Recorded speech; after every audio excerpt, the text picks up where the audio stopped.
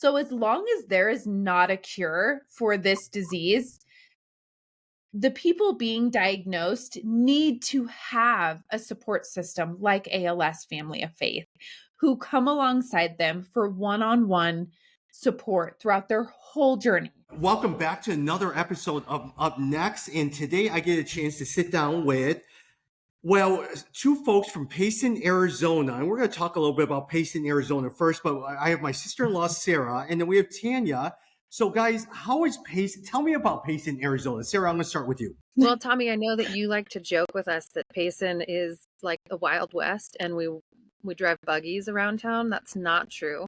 It's just about an hour outside of Scottsdale, Arizona, but we're in the mountains. So we've got pine trees and we've got elk roaming around everywhere. But in an hour, we can get to the desert and the golf courses and all that stuff. But so it's a smaller town, and a lot of people move up here because they don't want the heat of Phoenix, or they just want a smaller feel, but they want to be able to be close to all the modern amenities. Tanya, how long have you lived in Payson? So I've been in Payson almost 11 years. Yep. Oh, very good.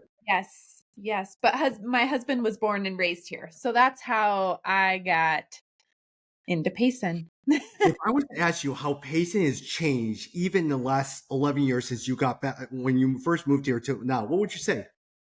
Well, I think there has been growth in families, and, more children and more families are coming up to Payson, which is great.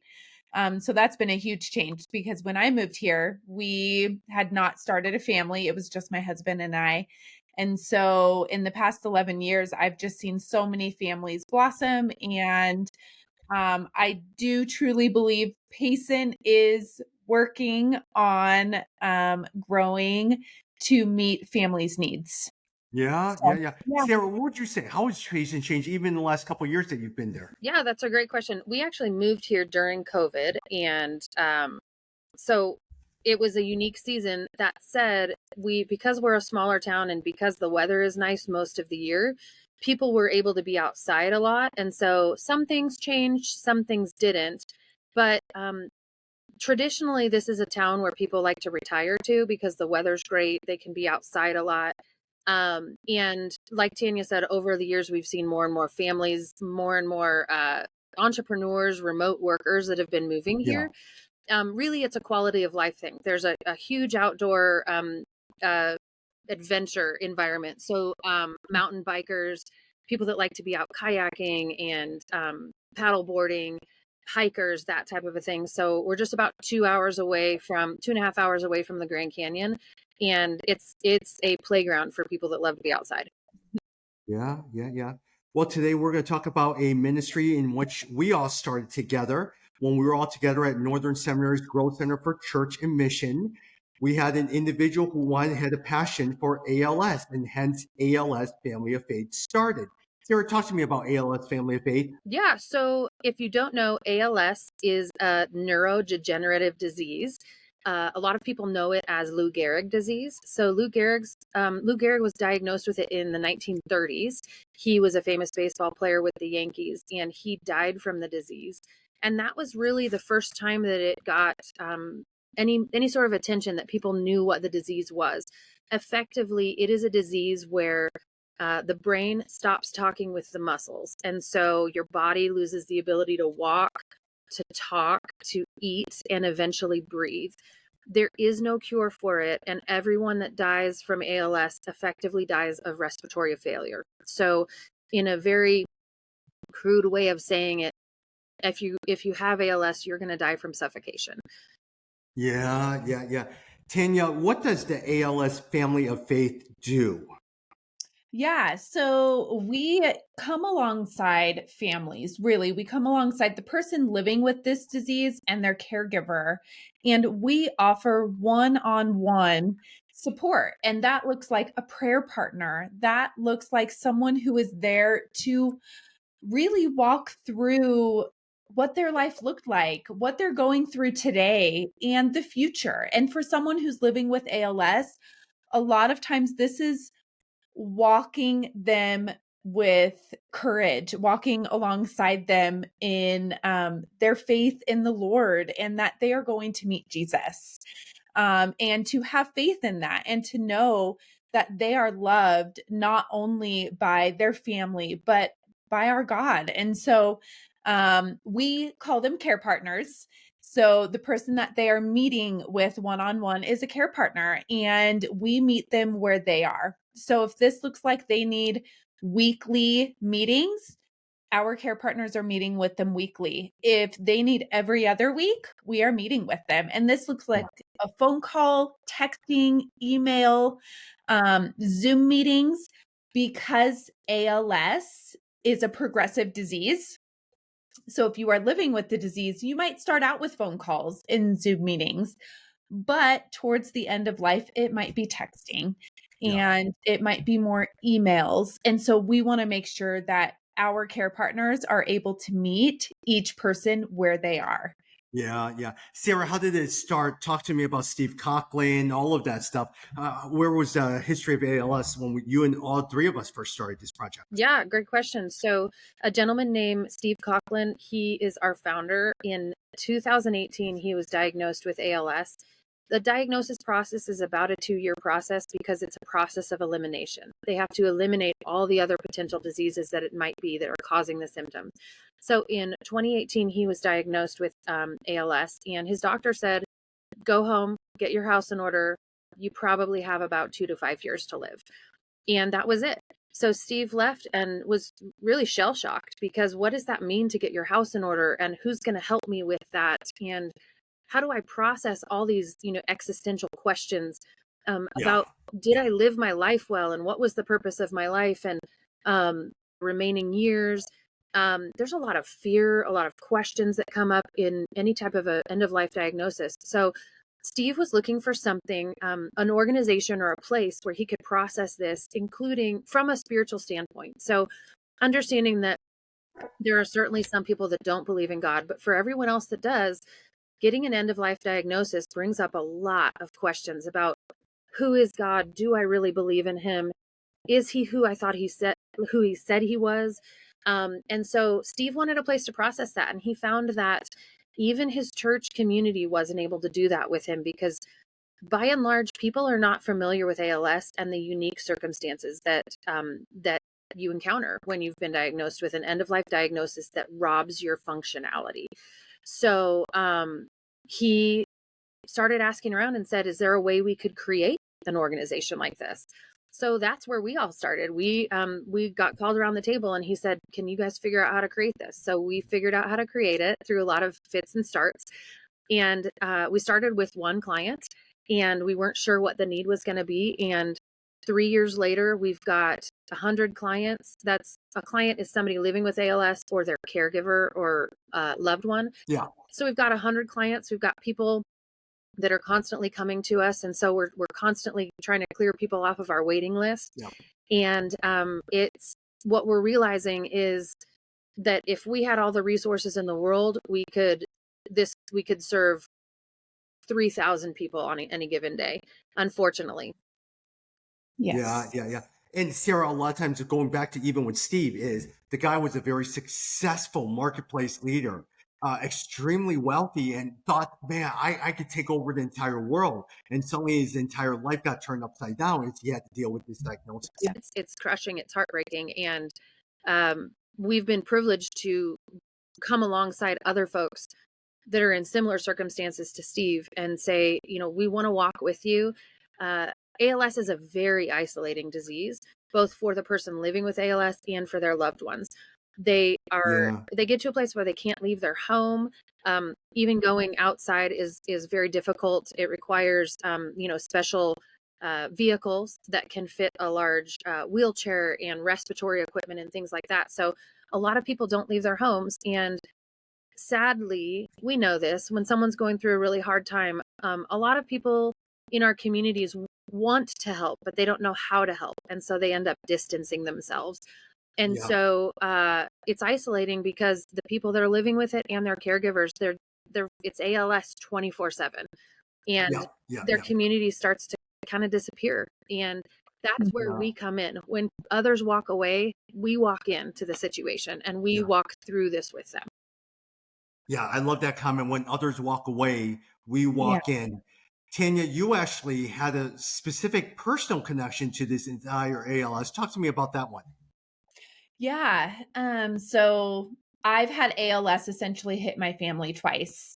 My whole childhood, I heard about my poppy, which is my father's dad, who died when my dad was young. So, I got it from this perspective of my dad was 7 years old, and he went from having a loving dad who played baseball with him and went and ran around outside with him to his dad not being able to leave his bed. And so I heard stories of my grandfather my whole childhood.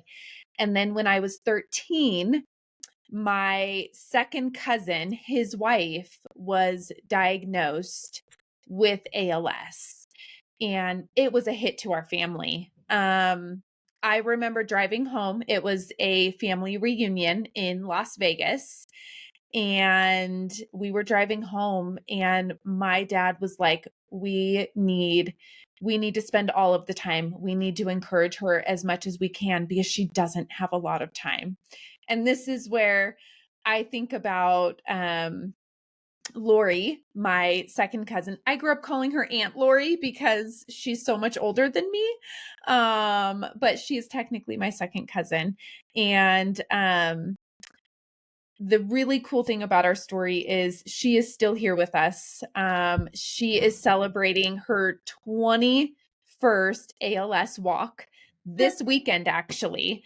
Her and her boys are my age. So they were 13 and I think 16 when their mom was diagnosed. And I can't imagine. Like, Yeah. as a mom today, I think about Lori having to share that information with our family and her boys, and I can't fathom. I can't go there. But I am very thankful that Lori is still here. She is still fighting.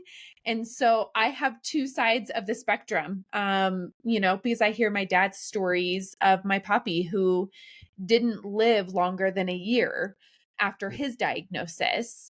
And then I have my Aunt Lori, who we are celebrating 21 years of living with this disease. And I say Yeah. celebrating because she is living life to the fullest Yeah. every single day. Good, So, good, good, good. yes. Tanya, you've been with us from the start, and you initially, a lot of times, you started working with some of the clients and all of that stuff. Yeah. Talk to me about what are some of the stories that you hear? What are some of the pain points? What are some of the things that Yeah. they're processing and dealing with? Yeah. I will share. I won't say I have a favorite person, but I do have one of my most favorite stories, and just the way God works. And he equips the people who are meeting with our clients and our clients because his name is Mark, and he is just a wonderful man who was diagnosed with ALS. And his daughter actually reached out to ALS Family of Faith and was like, I think my father would Yeah. really benefit from meeting with a care partner. And so she gave me his number. I reached out to him, and our first phone call, it was amazing. It was wonderful. I heard his whole life story about his children, his grandchildren. He loves fishing, but he ended the conversation with, I don't need this, thanks, but I have my God and I'm fine. And I was like, Mm, that's great. I'm so thankful that God has given you a peace in your journey with ALS. And I would just like to personally, keep in contact and just see how you're doing throughout the months. And so it was about every other week we would text, and it was just simple. How are you? How are you today? And just know I'm thinking about you and praying over you. And it was about a month and a half later, I got a phone call, and you know, I I've said this to him, so I'm not saying anything that I haven't, but he was that stubborn old man of like, I'm fine. I have this and I have my God. And no one's going to be able to help me but God. And Yeah. so, but about a month and a half later, he called me and he was like, okay, I need help. I need to talk to someone more than my wife, more than my Yeah. children. Yeah. Yeah. I need this support. And he has been meeting with a care partner for almost 2 years now. Good. And then, so I have just stayed in contact with him. And I would say he's become a sweet friend, throughout, ALS Family of Faith. And so just about, I would say maybe 4 or 5 months ago, we were reconnecting and talking, and, I'm going to try not to cry because it's just powerful, what God can do and how, he can work in people's lives. But he said, because of meeting with a care partner, I have truly come to peace that I am meeting Jesus. And he said, there's peace in that. And he said, the fact that I know ALS Family of Faith is here for my wife and for my children after I'm not here gives him even more peace, because he's like, I get to go be with Jesus. I have the easy job. Which I was like, you don't have the easy job. Walking ALS is not easy. But for him and where he is and what God has done, this is easy. He gets Yeah. to meet Jesus and he knows his family.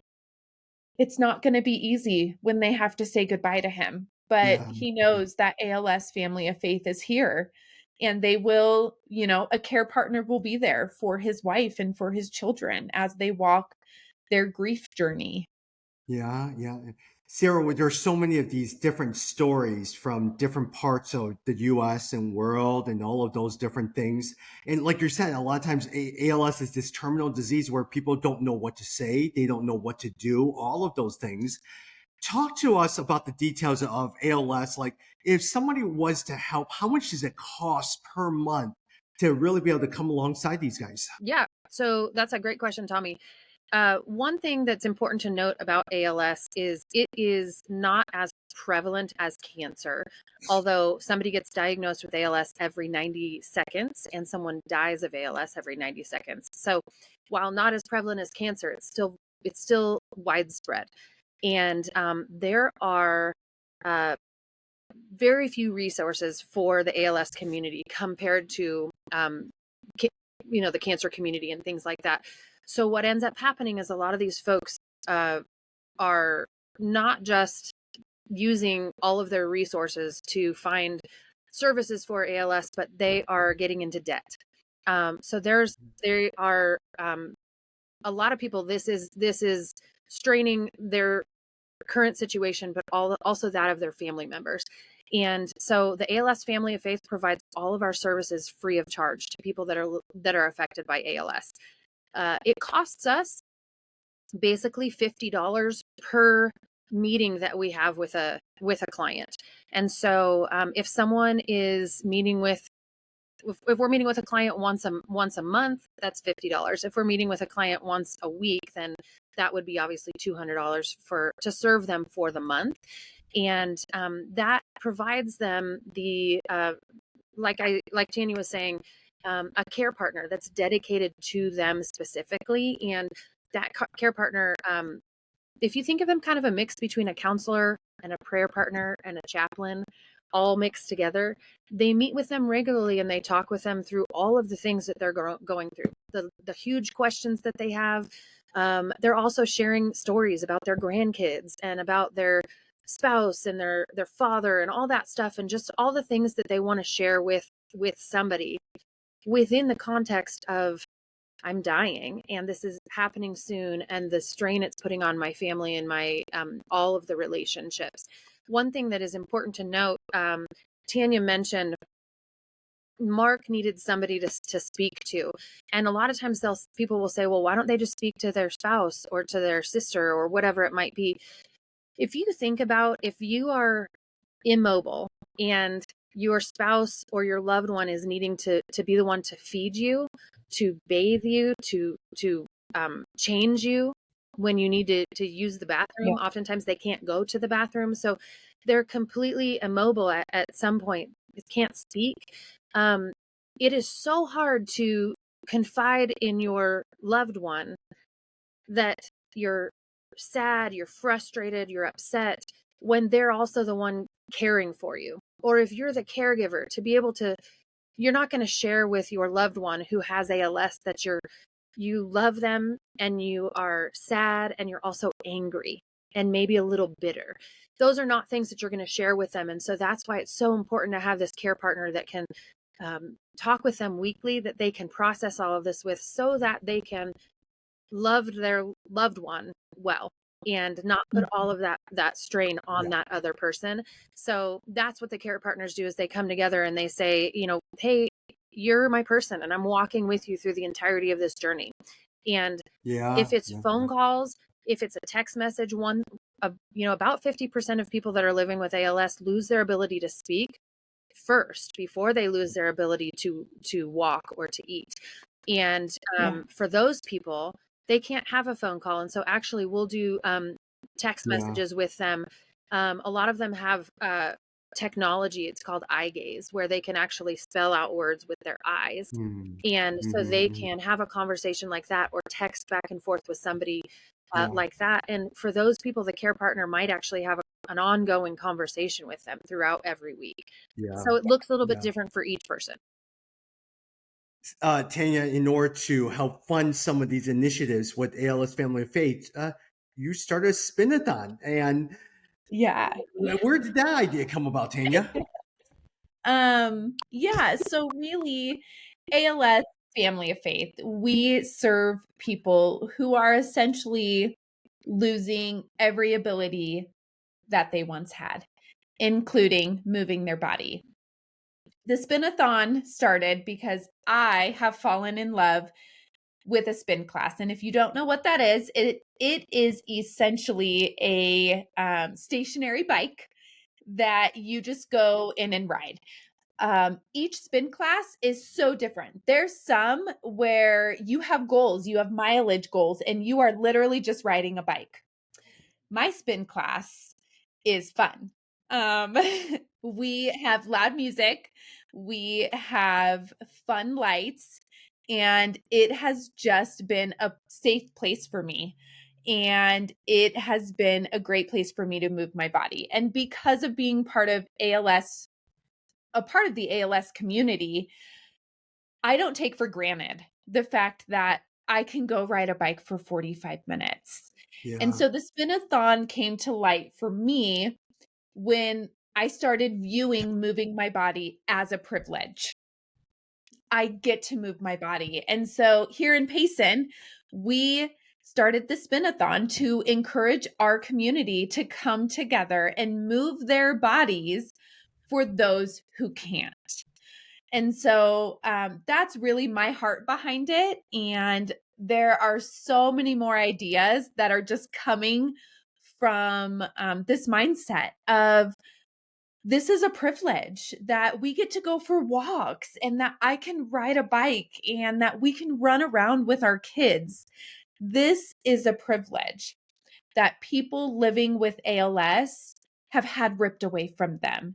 And so this is a time, my hope for this is that this will be a time for not only for everyone participating to appreciate their body and to thank their body, but also think of those that have lost this ability and to come together, and we're raising funds and we're raising awareness for this disease that has been deemed rare.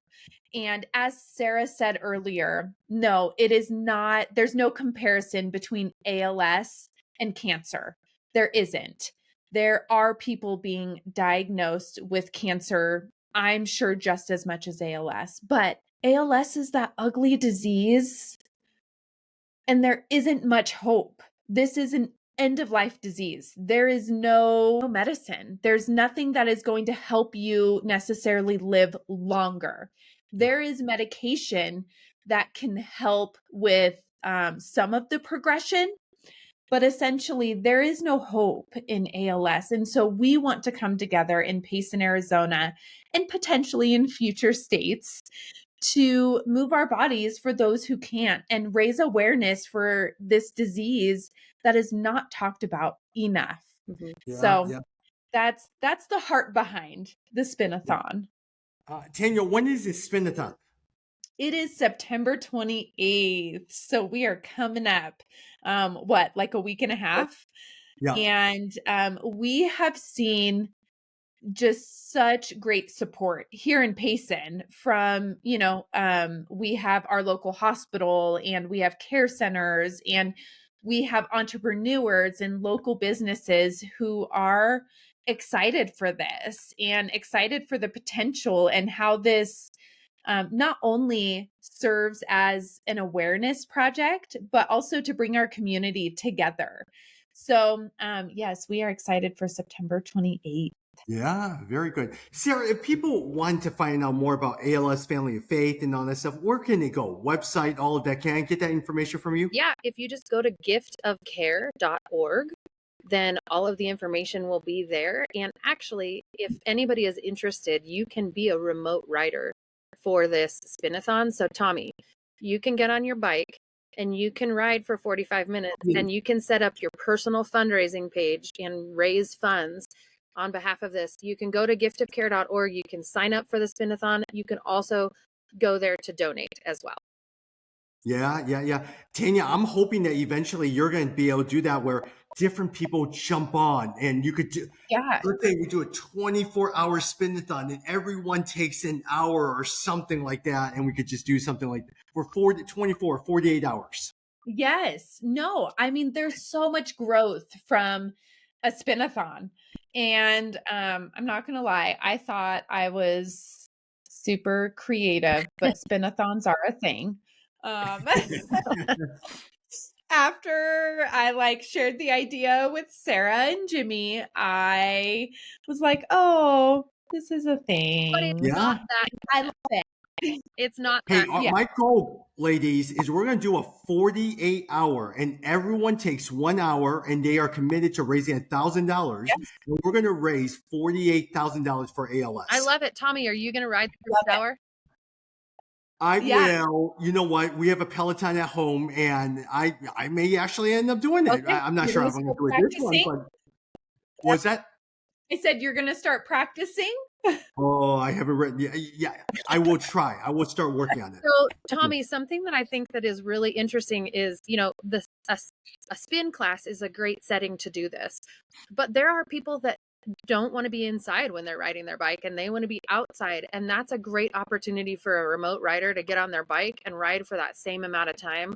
Yeah. And so what happens is when you go to sign up for this, there's a button that says, I want to fundraise for this. And you click on that button and it's going to set you up with your personal fundraising page.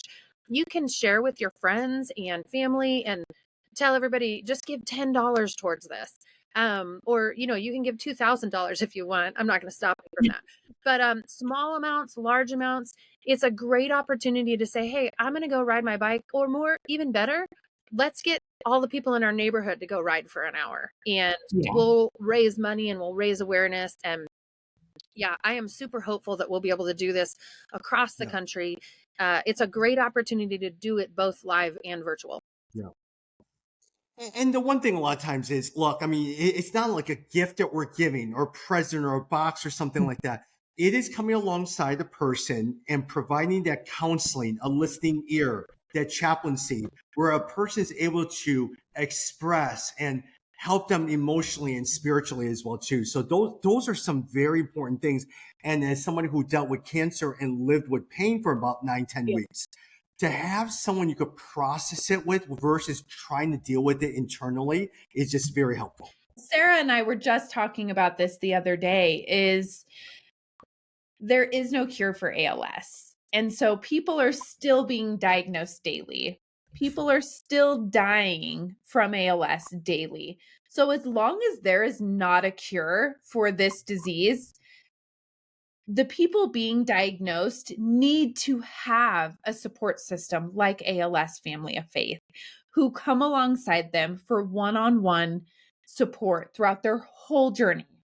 I mean, whole journey. If they get diagnosed today and they find out about us tomorrow, they will have a care partner throughout their whole journey. And it is not a cost expense for them. It's not another thing for them to worry about. It's not another place for them to go. This is a safe space for them. So for me, yes, obviously our hope is for a cure. I mean, that's a daily prayer for me, is that there is a cure for this disease. But as long as there is no cure, this support is necessary and needed for this community. Mhm. Yeah. Hey, one last thing, Tanya, and I'll wrap up with Sarah.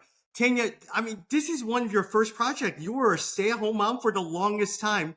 How has it felt like being part of a startup? What is one lesson that you've learned through all this process? Oh, one lesson?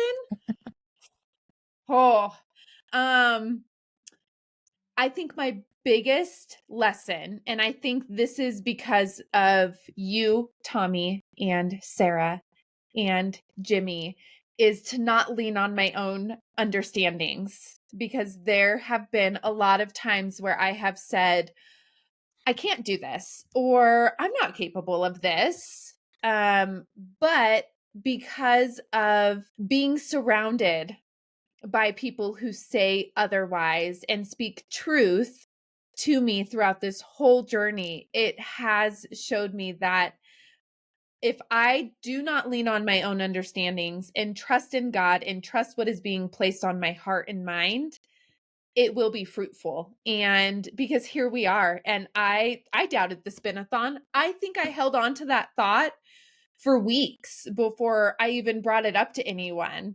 And here we are, planning a Yeah. spin-a-thon. I mean, Tommy, you know, I started with social media with ALS Family of Faith, and I would have been so happy just staying there. But I think it's because of the leadership that I grew into. I was able to grow into this position and being Yeah. able to lead a team and be able to plan events. And it's just been wonderful. So Yeah. I feel like I gave you more than one thing that I've learned, but it's been a lot. So Yeah. yes. Sarah, as we wrap up, lasting thoughts about ALS Family of Faith. Give me the website one more time, but any lasting thoughts you have? Yeah. So I just have to say really fast, never doubt a stay-at-home mom, guys. Tanya started with our Facebook, had 0 followers, and now we've got over 3,000 followers on Facebook, 3,000 Yeah. on Yeah. Instagram. And it's been really cool to watch her Yeah. find out what she's capable of. I think is been really interesting.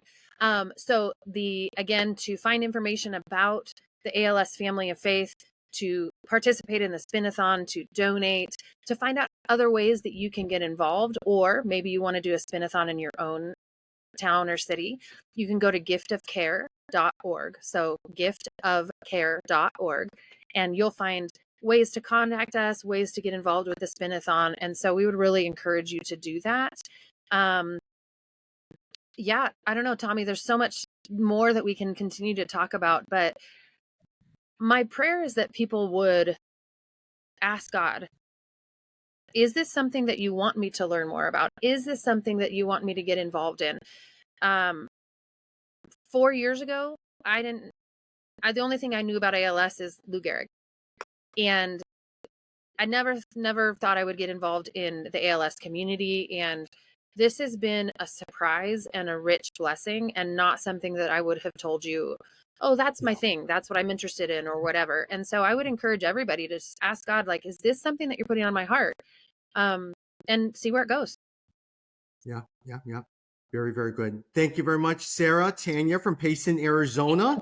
And we're going to have to do this again, especially after the spin-a-thon. Let's come back and talk a little bit more about what we could do. Great. Love it.